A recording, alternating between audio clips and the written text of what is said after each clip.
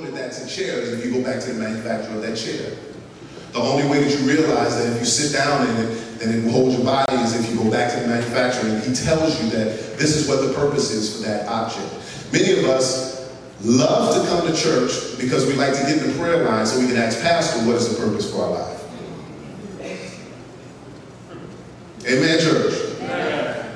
Some of us even spend our money and call the psychic hotline because we feel something going on in our spirit, and or we open the daily newspaper, or now we can cheat. We don't have to get the newspaper. We can just pop online and read our horoscope and see what. But 9 times out of 10, many of us go to our friends, and we talk to our friends, and we ask our friends, what do you think? What do you think about me? What do you think? What do you think? You think I should be doing that? You ever done that before? You ever asked somebody else instead of seeking God and asking God, why did you create me? What was my purpose?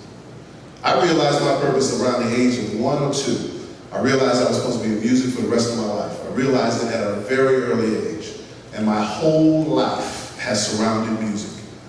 And even during the summer as a college student, I tried to work a second job, but I was also playing at the same time.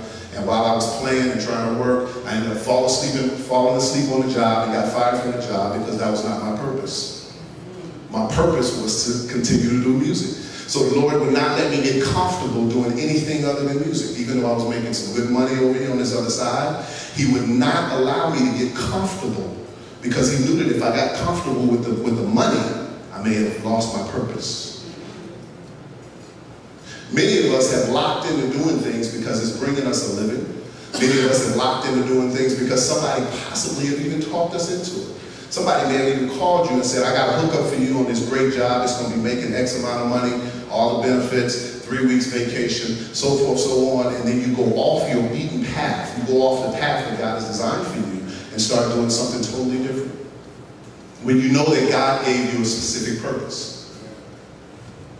That's the easiest way to get the outside of God's will is to leave what His purpose is for your life. But once again, how can I find out that purpose if I still don't know who I am? We're going to keep dealing with that until we find you. I'm going to keep dealing with